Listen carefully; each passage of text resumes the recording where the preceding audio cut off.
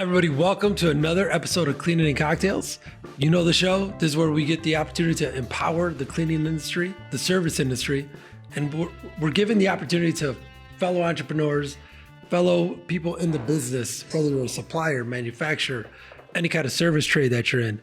The goal is to share to the industry the knowledge, which is wealth in my opinion, but also the opportunity to learn more and more of what goes on in the day-to-day. So today I have the pleasure of introducing one of my best friends, Josh Lopez from Lopez Plumbing.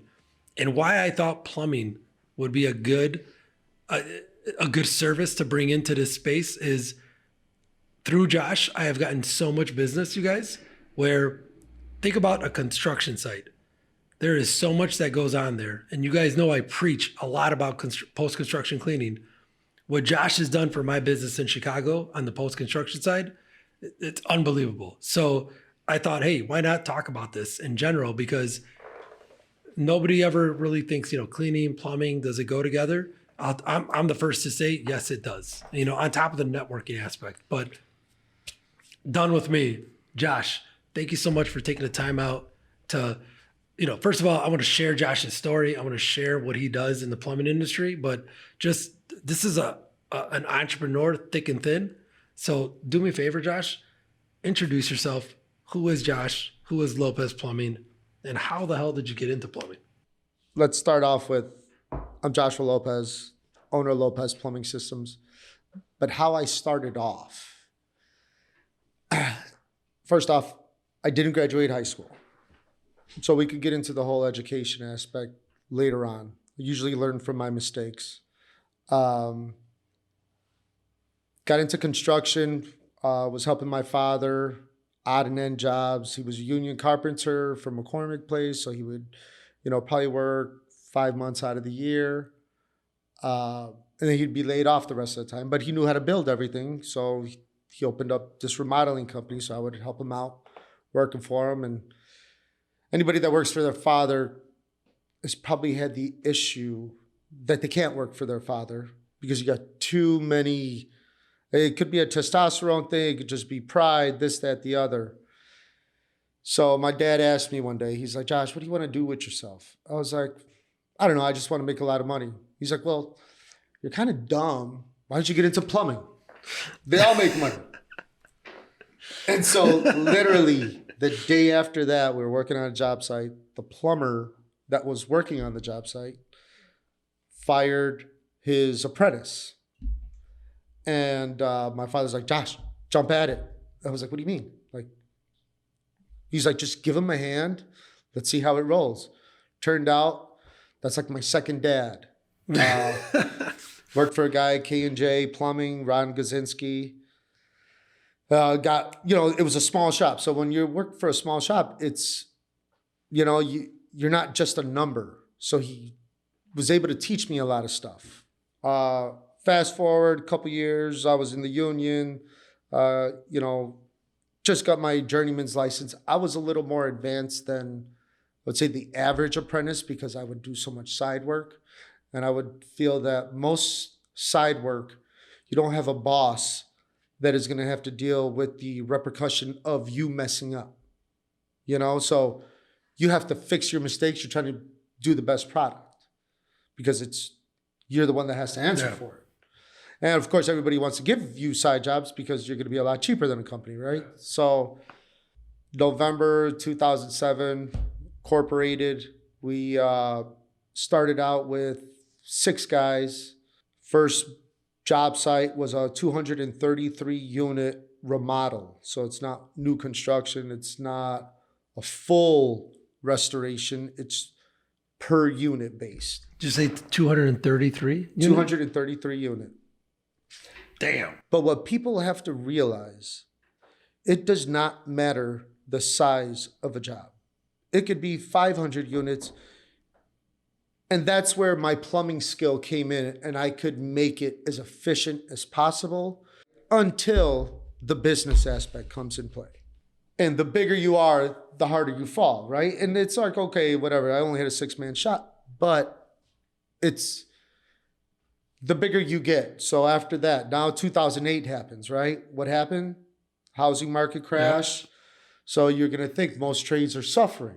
Thank God I got into commercial versus residential because the residential market tanked. Crashed. Yeah.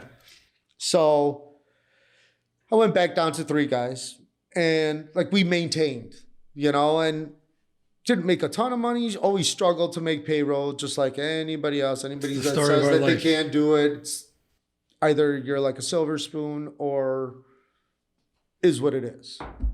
So we got into it, just went on ahead. 2012 happened. And just because of all the commercial we would do, the quality of our craftsmanship, a lot of people really don't care about how plumbing looks. Like, oh, it doesn't matter. Just put it behind the wall. Put it behind the but wall. when Yeah. it's actually, some people are like, I don't want to even cover it up, but your show pipe. Yeah. Like, I mean, of course, that's like a pat on your back. Like, it's technically that art. good. It looks pretty, Okay. right? If enough time of seeing your vehicles parked in front of these larger job sites, you're going to get these other contractors that drive by like, oh, this guy can handle this. He's handling that. I think one really good, I guess, software application that's out there is BuildZoom. Okay. BuildZoom is like a report card. So if you go under BuildZoom and you look up Lopez Plumbing Systems, you'll see the value of the projects that I've completed, in the last 10 years. You'll see the description because you'll have the permit and what it states on the permit.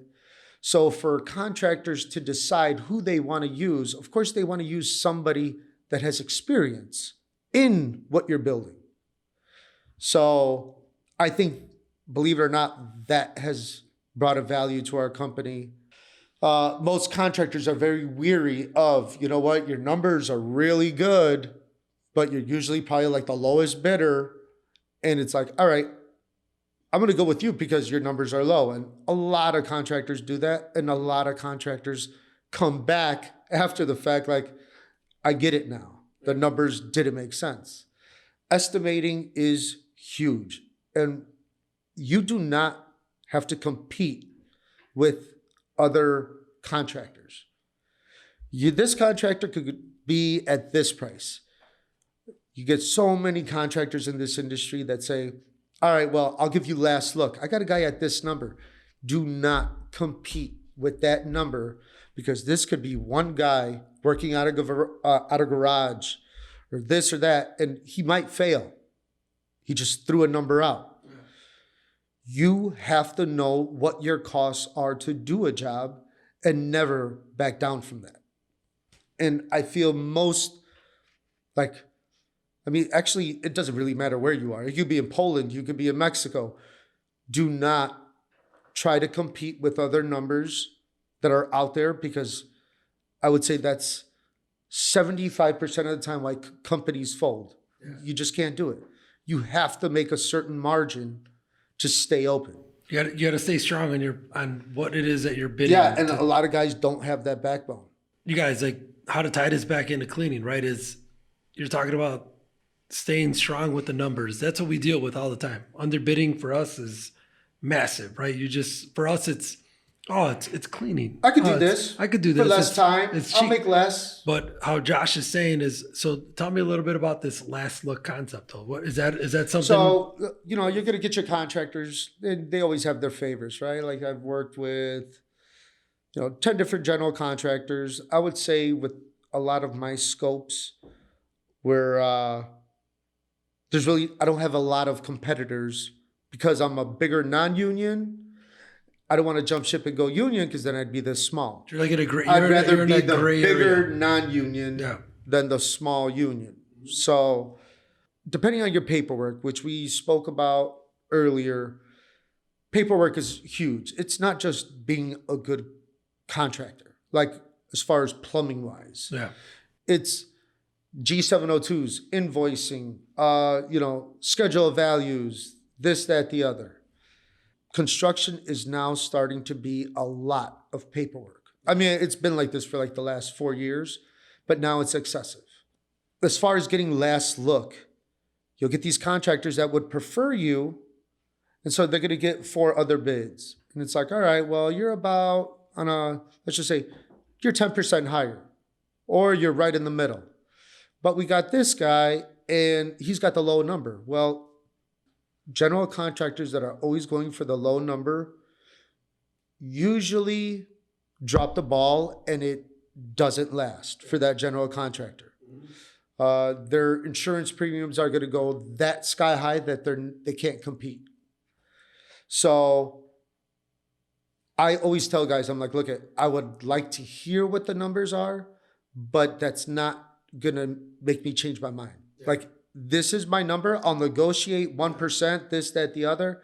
But until either we make the deal or you say, Josh, no, then I want the number just to see how is it possible that they can get to these numbers.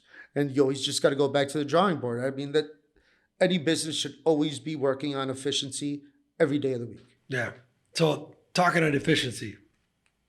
So as you guys can see, Josh knows this shit, right? Like this, again, not only is he a very good friend of mine, but he's an entrepreneur and a business owner that I respect. And we always go back and forth, Josh, you know that, on, just not our businesses, but just business in general.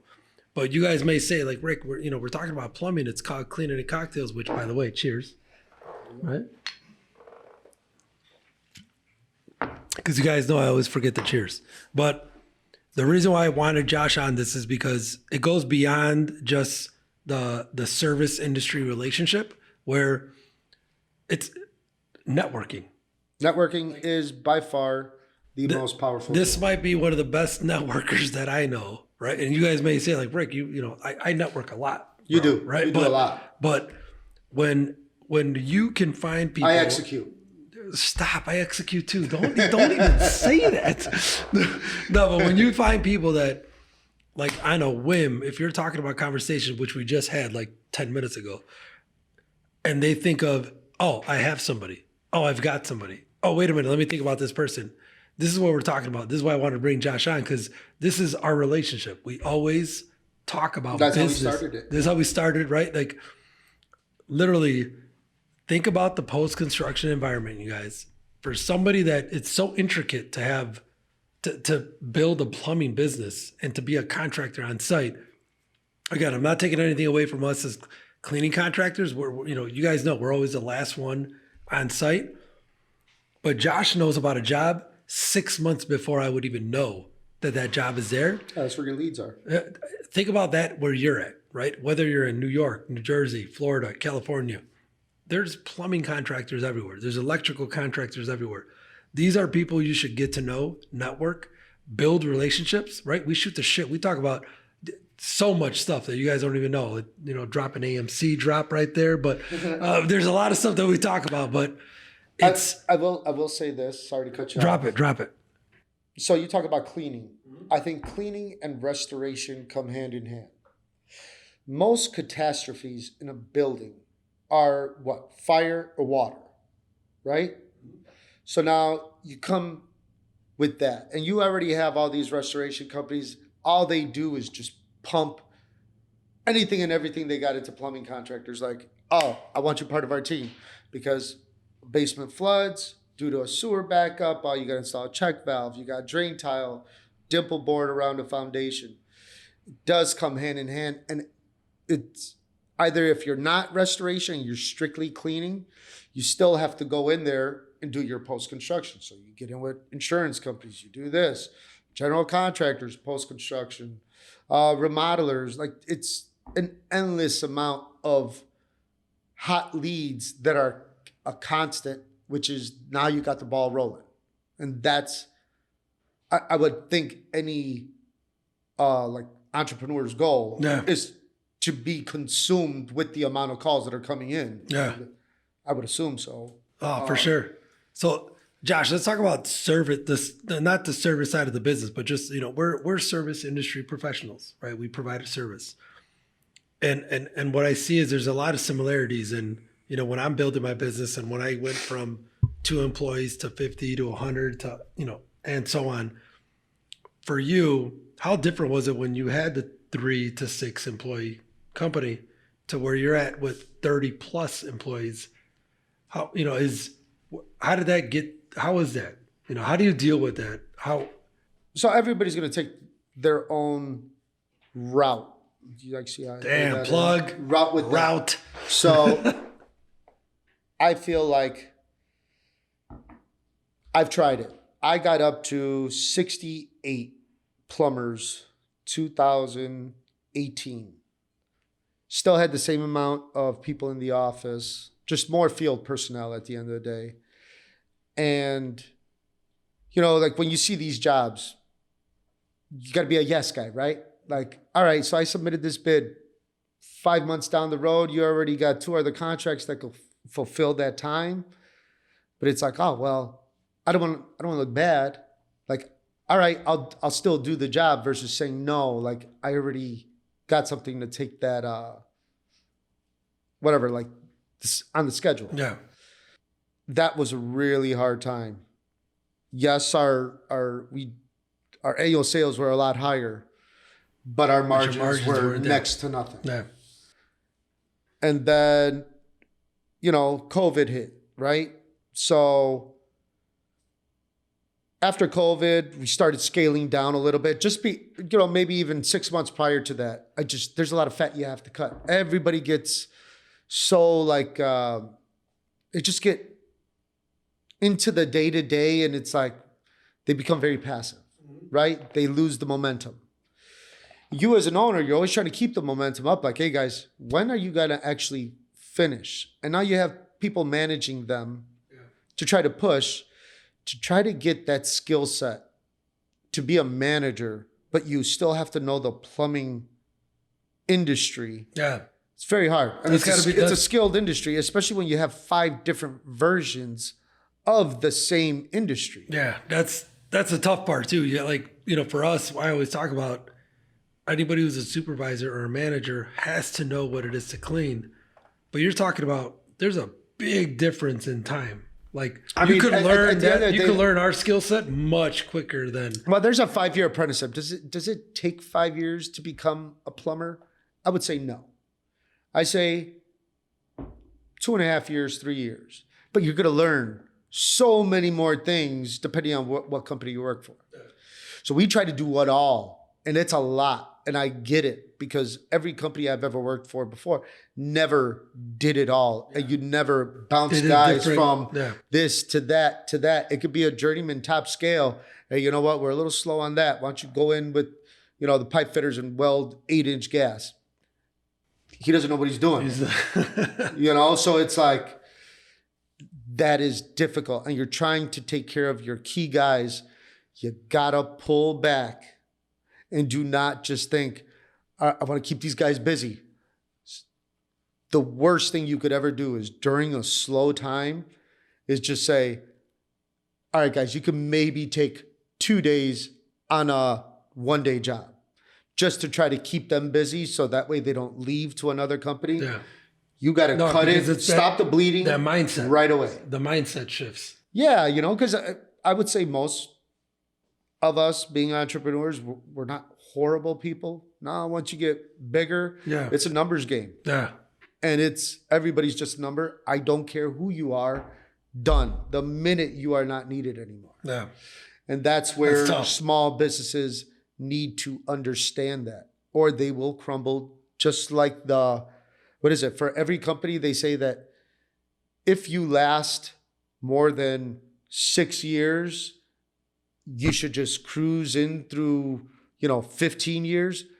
That is bullshit. What does that mean? You are constantly, you have to evolve. Yeah, you got to evolve. Josh, what about, would you prefer I don't know how to say prefer, but a business owner that has been in the trenches versus a business owner that knows business and finance or management?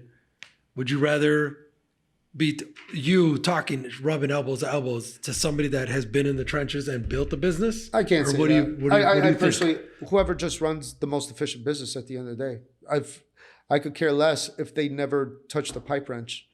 If you know how to do it. So you think that's possible, to never touch a pipe wrench?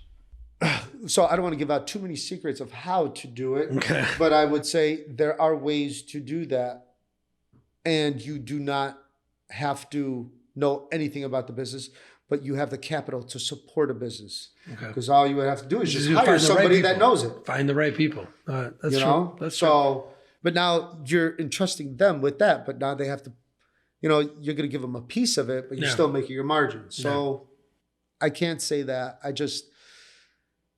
That really does not matter. As long as you make money and you are employing people, that's the name of the game. Okay. Provide opportunity and just let that keep happening. Yeah. So would you say, as far as the empowering the people part, like I'd like to get into the differentiation that Lopez Plumbing does here. What do you guys do different? Obviously, you were talking about it earlier before, like what the opportunities that you give people. What else do you guys do different here that you would say you learned from the other companies that are bigger, but that what you said, hey, you know what, this is where I'm going to put my foot down and be different from everybody else? To be different than everybody else, of course, it's trying to make it a one-stop shop, right? I don't want to become a general contractor because you got way too many moving parts. You're depending on people to hit your margins.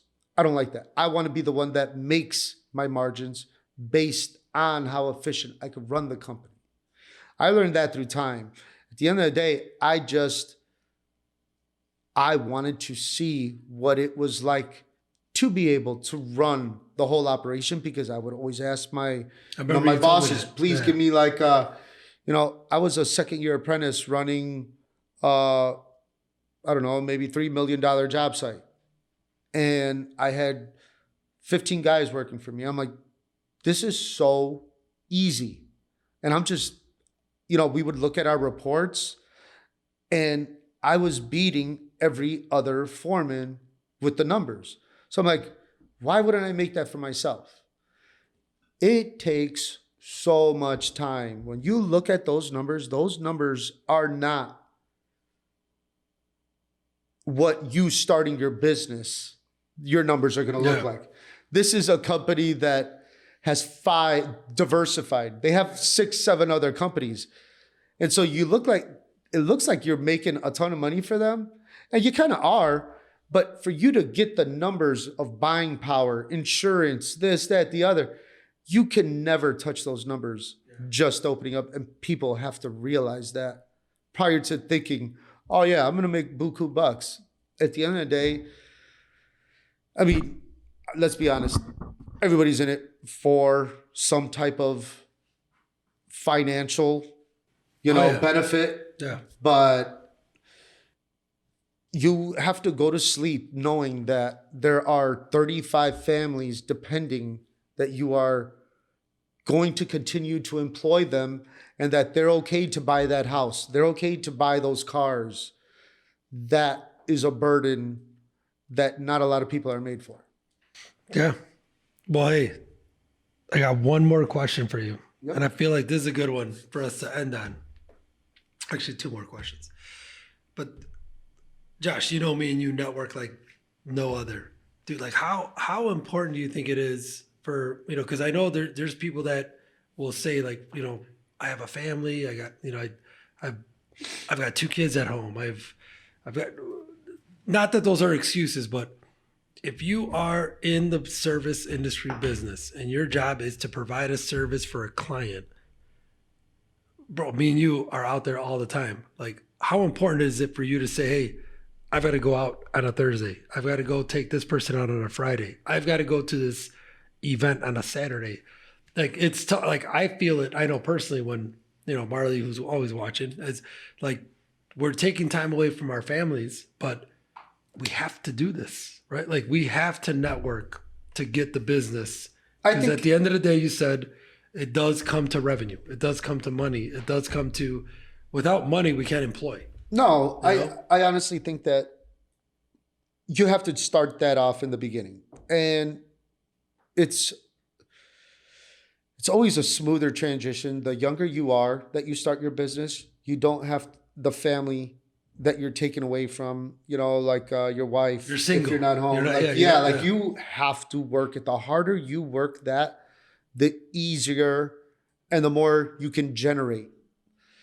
If you do that with a family, that is tough. Yeah. I've dealt with that.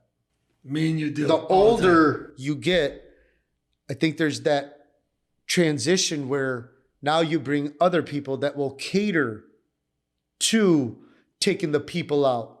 So you don't necessarily have to be there every time. You could be there, every fourth time, something like that, once a month, something like whatever. But you cannot constantly do that. A lot of marriages usually end because, the guy's an entrepreneur, this, that, the other. Guys mess up a lot too. But you have to find a fine balance. Yeah. And is there ever that balance? It's tough, dude. I can't say that's up to everybody. But if she married you, she should marry you for who you are, as long as you don't change. Because we're all working for we're all working for it. Yeah. But you do have to pull back from the social aspect of it. You could do that. If it's that big of a lead, of course you go there, and you are probably the best at putting your company out there more than anybody else. But how many of those really are there? Yeah. Like, how many times do you actually go to an event or this or that basketball game, taking out all the bosses?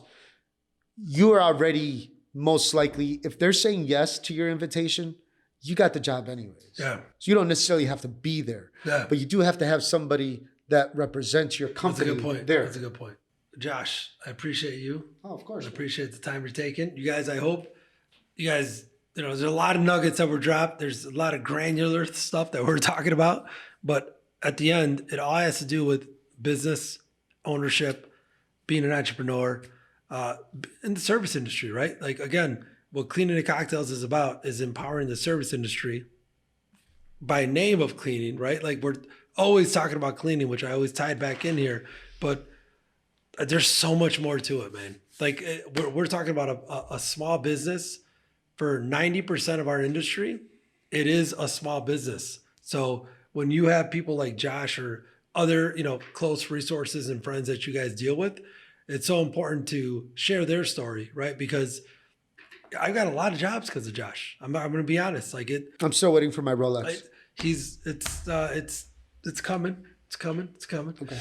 But it's just by far everything is always be networking, always be learning about the others that are in your industry, because those are the ones that can actually give back to you.